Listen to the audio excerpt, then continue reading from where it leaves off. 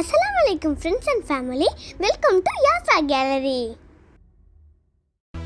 அசைவ உணவிற்கும் சில மருத்துவ குணங்கள் இருக்குங்க. அதுபோல் ஆட்டு மாமிசத்துக்கும் ஒவ்வொரு பகுதியும் ஒவ்வொரு மருத்துவ குணங்கள் இருக்குது. பல பகுதிகள் வாய்வு தொல்லையும் அஜீரணத்தையும் ஏற்படுத்தக்கூடியதாக இருந்தாலும் நம்ம சமைக்கும் போது சீரக மிளகு இஞ்சி போன்ற பொருட்களை அதிகமாக பயன்படுத்தி இந்த மாதிரி பின்வருகள் வராமல் தடுக்க முடியும். இப்போ நம்ம ஒரு ஆட்டுடைய கோட்டி எடுத்து வச்சுருக்கிறோம். வாங்க எப்படி செய்யலான்னு பார்க்கலாம். ஃபஸ்ட்டு ஒரு குக்கரை வச்சு போதுமான எண்ணெயை ஊற்றிங்க. எண்ணெய் சூடான பிறகு பட்டை கிராம்பு ஏலக்காய் சேர்த்துக்கலாம். 3 பெரிய சைஸ் வெங்காயத்தை இதை சேர்த்துக்க. இதை நல்லா வதங்கிடுச்சு. இப்போ 3 பெரிய சைஸ் தக்காளியை இதில் சேர்த்துக்க போகிறோம். இப்போ 2 பச்சை மிளகா காரத்துக்கு ஏற்ற மாதிரி சேர்த்துங்க. இதை அப்படியே மூடி போட்டு வச்சுருங்க. இதை நல்லா குழையிட்டும். இப்போ திறந்து பார்த்துடலாம். இப்போ நல்லா குழஞ்சிருச்சு. தக்காளி வெங்காயம் எல்லாம் மேஷ் ஆகிடுச்சு. இப்போ நம்ம இஞ்சி பூண்டு பேஸ்ட்டை போட்டுக்கணும். இதுக்கு கொஞ்சம் கூடுதலாக தான் போட்டுக்கணும். நான் இப்போ 4 டீஸ்பூன் இஞ்சி பூண்டு பேஸ்ட் போட்டுக்கிறேன். இப்போ மிளகாத்தூள் 1 டீஸ்பூன் போட்டுக்கலாம்.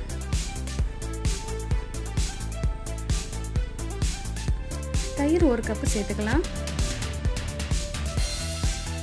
மல்லி போய்துன்னா வாசத்துக்காக. இதை நல்லா ஈவனாக மிக்ஸ் பண்ணுங்கள். இப்போ நம்ம சுத்தம் பண்ணி வச்சுக்கிற போட்டு கறியை சேர்த்துக்க போகிறோம். இப்போ இது ஈவனாக நல்லா மிக்ஸ் பண்ணி விடுங்க. ஆட்டி இறைச்சி ஒவ்வொரு பகுதியும் மனிதனின் ஒவ்வொரு பகுதிக்கும் மிகுந்த வலிமை தருதுங்க. ஸோ குயிட் பண்ணிடாதீங்க. இப்போ இதுக்கு தேவையான மசாலாவை சேர்த்துக்கலாம். கரம் மசாலா 2 ஸ்பூன், மல்லித்தூள் 2 ஸ்பூன், மஞ்சள் தூள் 1 ஸ்பூன்,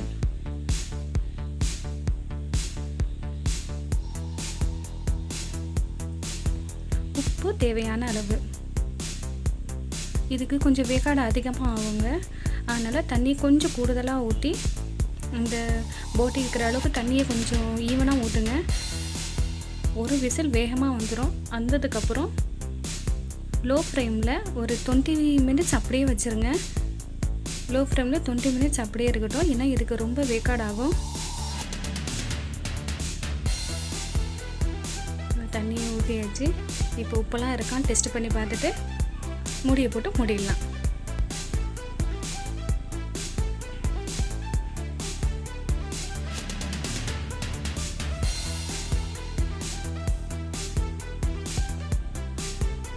இப்போ 20 மினிட்ஸ் ஆகிடுச்சு. கேஸ்லாம் ரிலீஸ் ஆகிடுச்சு. இப்போ ஓப்பன் பண்ணி பார்த்துடலாம்.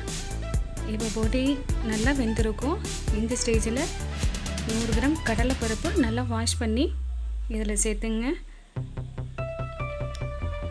100 கிராம் கத்திரிக்காயையும் சின்னதாக நறுக்கி இதில் சேர்த்துக்கலாம். இந்த போட்டுக்கறியோட கடலைப்பருப்பு இந்த கத்திரிக்காய் எல்லாத்தையும் சேர்த்து சாப்பிட்டா ரொம்ப ருசியாக இருக்கும்.